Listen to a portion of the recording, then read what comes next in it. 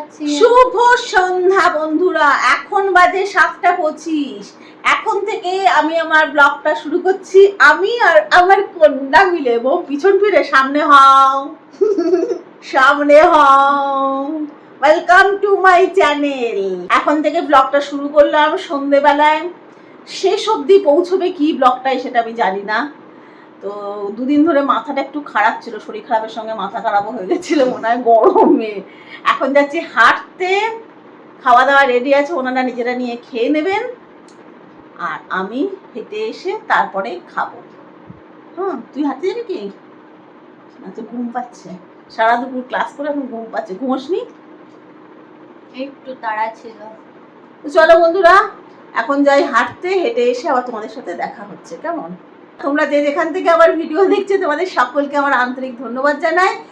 তোমাদের যদি আমার ভিডিও ভালো লেগে থাকে তাহলে প্লিজ সাবস্ক্রাইব করো, লাইক করো আর শেয়ার করো। পাশে বেল আইকনটা ক্লিক করে দিলে আমি যখনই ভিডিও ছাড়বো তার নোটিফিকেশন তোমরা পেয়ে যাবে। কেমন? চলো টাটা। হাঁটতে বেরিয়ে গেছি। আজকে না যেহেতু বৃষ্টি হয়েছে খানিকক্ষণ আগে, ওই জন্য খুব বেশি না হলেও হালকা বৃষ্টি হয়েছে, কিন্তু বাইরেটা বেশ ঠান্ডা আছে, আরামদায়ক আছে, অত কষ্ট হচ্ছে না হাঁটতে। আর আমি না ভয়েস ওভার দিচ্ছি এই কারণেই যে আমি এত আস্তে কথা বলেছি যে তোমরা শুনতে পাবে না, তার মানে চারপাশে একটু আওয়াজও আছে, তো ওই জন্য। চলো তোমাদেরকে দেখাচ্ছি যে এটা হচ্ছে আমাদের মানে কমপ্লেক্সের একদম শেষের দিকটা, ডাব্লিউ ব্লক। আর ফুল হয়েছে দেখো, এগুলোকে কাঁঠালি চাপা বলে, ভরে গেছে। আর এত সুন্দর গন্ধ না, চারপাশটা গন্ধে পুরো মমা করে। আমার খুব ভালো লাগে। আমি যখনই এখানটা দিয়ে পার হই তো বারবার করে আমি এখানটা দেখি, নিচে পড়ে থাকলে ফুল আমি কুড়িয়ে নিয়ে মাথায় গুজে নিয়ে অনেক সময় হাঁটতে লাগি। কী করবো, আমার খুব ভাল লাগে। হেঁটে আসলাম সবে মাত্র, 8:25 বাজে।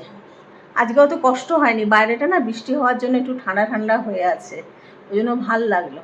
মানে অনেকক্ষণ, আজকে অনেকটা, প্রায় 40 মিনিটের মতো হেঁটেছি, তো ওই কষ্টটা আজকে হয়নি। এবারে ফ্রেশ ট্রেশ হবো, তারপরে রাতের খাবার।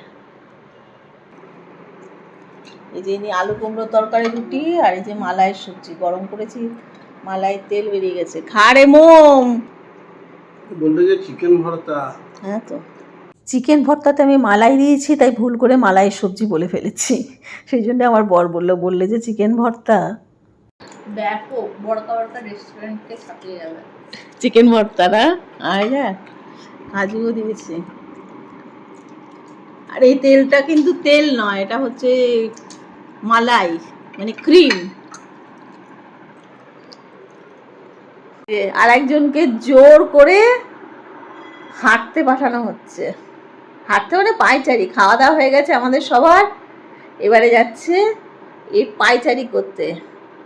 তো আজকে শুভরাত্রি, কালকে আবার সকালে তোমাদের সাথে দেখা হচ্ছে। কেমন? মোম শুভরাত্রি করে দে মা, মুখে বল শুভরাত্রি। গুড নাইট, শুভরাত্রি।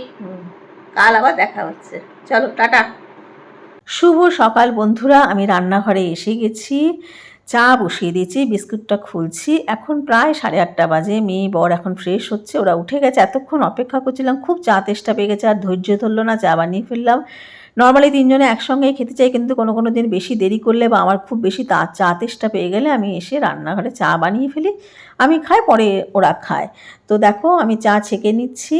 আর আমি সবসময় নিজের কাপের চাটা সবার শেষে ছাঁকি, কারণ আমি একটু কড়া চা পছন্দ করি। তো লিকার চা শেষের দিকটাতে একটু বেশি কড়া হয়, ওই জন্যই আমি নিজের কাপে শেষে ঢালি। এদের দুজনের চা আমি মাইক্রোওভেনে রেখে দেবো। আর আজকে সকালে আমি রুটি বানিয়ে রেখে দিয়েছি। এই রুটি মাইক্রোওভেনে গরম করে খেলে রুটিগুলো নরম থাকবে, শক্ত হবে না, সেটা আমি শর্টে দিয়েছি, সেটা তোমরা দেখে নেবে। দেখো আমি 4-5 দিনের রুটি বানিয়ে রেখে দিয়েছি। বর খেলো, আগের বাসি ডাল ছিল সেই দিয়ে রুটি খেলো। আমার বর ডাল রুটি খেতে খুব ভালোবাসে। আর আমি খেয়েছি কলা, মিষ্টি, রুটি, আর মেয়ে দুধ কর্নফ্লেক্স খেয়েছে। এখন বাজে 12:20। এতক্ষণে সব কাজ সারা হলো, স্নান পুজো সারা হয়েছে, সবজিপাতি কেটে মশলা বেটে গেছিলাম, এবারে রান্না বসাবো। হাঁপিয়ে যাই কেমন, হাঁপাই কেন বলতে গরমের জন্য। সকালবেলাতে যেহেতু বলি না যে এই সিজন চেঞ্জের সময় আমার ব্যথাটা বাড়ে স্পন্ডাইলাইটিসের, তো সকালে উঠে আগে নিয়ম করে অনেকক্ষণ এক্সারসাইজ করতে হয়। তো টানা তো করতে হয় না, একবার বর ডাকে একবার মেয়ে ডাকে, যা অবস্থা। তো সব কিছু করে নিয়ে করতে হয়। রান্না করব। রান্না বেশিক্ষণ করতে লাগবে না, আর আজকে বানাবো নিরামিষ। চলো কি কি বানাচ্ছি সেটা তোমরা দেখতে থাকো। এসে গেছি রান্নাঘরে। কি কি রান্না করব আজকে দেখিয়ে দিই তোমাদেরকে। আলু পটল পোস্ত বানাবো। আলু এই কারণেই দেওয়া হচ্ছে, আমার বর পটল খায় না, তো আলুটা খাবে পোস্তর মধ্যে। তো যাই হোক একসঙ্গে বানিয়ে দেবো, কাজ কম। আলু পটল পোস্ত, উচ্ছে আলু ভাজা। আর রাতের জন্য বানাবো আলু বেগুনের, এই যে গোবিন্দভোগ চাল ভিজিয়ে রেখেছি, গোবিন্দভোগ চাল দিয়ে তরকারি বানাবো। আর এই যে আলু পটলের খোসা বাটা করব। এখানে আলু পটল আর কুমড়োর খোসাও রয়েছে একটুখানি, সব মিলিয়ে সেদ্ধ করে বাটা করব। এটাও খেতে দুর্ধর্ষ হয়। আর এখানে রাঙা আলু ভাতের মধ্যে সেদ্ধ দিয়ে দিয়েছি। আর বানাবো মুগের ডাল। এই হলো আজকের মেনু। এখানে পোস্ত বেটেও রেখে দিয়েছি। তাহলে রান্নাটা ফটাফট শুরু করা যাক। মুগের ডালটা আজকে ভেজে বানাবো। ভেজে জিরে তেজপাতা লঙ্কা ফোড়ন দিয়ে যেমনি করে বানাই সেমনি, সেই জন্য জলে ভিজে রেখেছি। কুমড়ো আলু পটলের খোসাগুলোকে ধুয়ে কুকারে সেদ্ধ দিয়ে দিচ্ছি। এদিকে কড়াইতে তেলের মধ্যে পাঁচফোড়ন পেঁয়াজ ফোড়ন দিয়ে নিই, পটল আলুগুলো নুন হলুদ দিয়ে ভালো করে ভাজবো। আর অন্যদিকে পোস্ত আর একটুখানি তিল কাঁচা লঙ্কা একসঙ্গে বেটে রেখেছিলাম, সেটা দিয়েই করব এটা। আমি পোস্ত বাটলে ওর সঙ্গে একটুখানি তিল দিই, খুব ভালো টেস্ট হয়। তিলটা খাওয়াও ভালো শরীরের জন্য।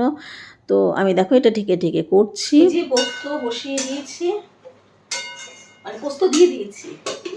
আর গোবিন্দভোগ চাল দিয়ে আলু বেগুনের তরকারি বানাবো। এই রেসিপিটা তোমাদের আগে আমি দেখিয়েছি। দেখো আদা কাঁচা লঙ্কা আর এলাচ দারচিনি একটু জিরে গুঁড়ো দিয়ে একসাথে এটাকে পিষে নেব। এটাই খালি মশলা, আর কোনো নুন মিষ্টি তারপরে যা দেওয়া হয়। এই রেসিপিটা আগে দেখিয়েছি, কিন্তু খেতে ভীষণ ভালো হয়। মানে আমাদের বাড়িতে খেতে খুব ভালোবাসে সবাই। তবে এই যে তবে সবাই ভালোবাসে মানে আমার মেয়ে চিকেন থাকলে এটা খাবে না, চিকেন না থাকলে খাবে। যেমনি আজকালকার ছেলেপুলেরা হয় জানো। এটা আমার আর আমার বড়ের জন্য থাকবে। মেয়ের জন্য কালকে চিকেন ভর্তা বানিয়েছিলাম, সেটা বেঁচে আছে, তো ওইটা দিয়েও রাতে খেয়ে নেবে, আমরা এটা দিয়ে খাবো। আলু বেগুনের তরকারিতে আলুটা আগে ভেজে তুলে নিয়েছি নুন হলুদ দিয়ে, বেগুনটাও ভাজা হয়ে গেল। ব্যাস এই তেলেই রান্না করব। ভাজাতেই যেটুকু তেল লাগে, এমনিতে তেল মশলা বিশেষ লাগে না। তো বেগুনগুলোকে আমি তুলে নিই, আর এই তেলেই জিরে তেজপাতা লঙ্কা ফোড়ন দিয়ে নিয়ে গোবিন্দভোগ চালটা দেবো, নুন দেবো, হলুদ দেবো। আর যেই মশলাটা তোমাদের দেখালাম আদা কাঁচা লঙ্কা একটু গরম মশলা জিরে গুঁড়ো পিষে রেখেছিলাম, সেটা দিয়ে দেবো ভালো করে কষিয়ে নিয়ে। আর এটা খেতে জানো তো দুর্ধর্ষ হয়। এই বেগুন আলু গোবিন্দভোগ চাল দিয়ে, বেগুন পটল গোবিন্দভোগ চাল দিয়ে তরকারিগুলো দুর্ধর্ষ খেতে হয়। একবার এদিকে দেখো পটল আলু রসুন কাঁচা লঙ্কা একটু নুন দিয়ে পিষে নেবো পটল আলু কুমড়োর খোসা। তারপরে এটাকে তেলে খালি মানে সাঁতলে মানে শোকাবো, খালি তেলে দিয়ে নিই ভালো করে কষাতে থাকবো। একদম দলা পেকে আসলে রেডি হয়ে যায়। দেখো পটল আলুর খোসা আমার রেডি। আর এদিকে বেগুন আলুর চালটাও দেখো রেডি হয়ে গেছে। এবারে বেগুন আলুটা দিয়ে দেবো, ভাজা মশলা গরম মশলা সব দিয়ে দেবো।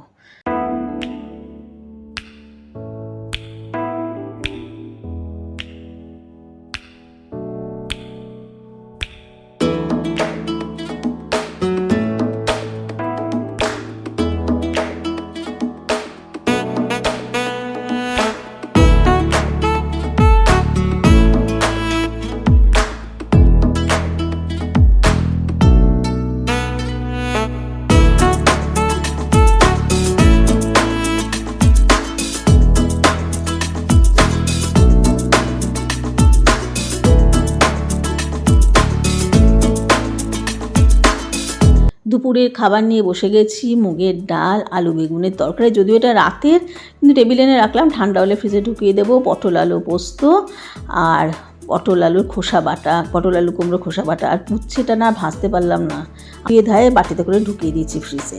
আমের টক ছিল সেটা বের করলাম। এই যে খাবার বাড়ছি, ডাল সেদ্ধ মেয়ের জন্য। আর মেনুগুলো তোমাদেরকে দেখিয়ে দিয়েছিলাম, খালি একটা মেনু বাদ দিয়ে দিয়েছি। শরীর আর দিচ্ছিল না, রান্নাঘরে মুখে পুরো রোদ। আর এই যে মুগের ডাল হয়ে গেছে, আলু পটলের খোসা বাটা। এটা কিন্তু খেতে দুর্ধর্ষ হয়, এটা করে দেখবে। আলু পটল কুমড়ো সব খোসা আছে, কোনো খোসা ফেলিনি। সতর্কবাণী একটাই সতর্কবাণী, সেটা হচ্ছে এইটা বানিয়ে নিয়ে কেউ বলবে না আমার শরীর খারাপ হয়েছে খেয়ে নিয়ে। এই আলু পটল কুমড়োর খোসা খুব ভালো করে ধুয়ে 1-2 ঘন্টা জলে ভিজিয়ে রেখে আবার ধুয়ে তারপরে সেদ্ধ করে বানাবে। নোংরা শুদ্ধ বানিয়ে দিলে শরীর খারাপ হবে, ওর দায় আমি নিলাম না। আর এই যে ভাত দিচ্ছি, ব্যাস এবারে খাওয়া শুরু করব। ভাতটা বাড়তে বাড়তেই বলি আজকে এখানে আমি ব্লগটা শেষ করছি। নেক্সট ব্লগে তোমাদের সঙ্গে আবার দেখা হবে। তোমরা গরমে খুব ভালো থেকো, প্রচুর জল খেও, খাবার কম খেও, আমাদের মতো বেশি খাবার খেও না। চলো আজকের মতো তোমাদের সকলকে টাটা। সুস্থ থেকো, ভালো থেকো, আনন্দে থেকো। বাই।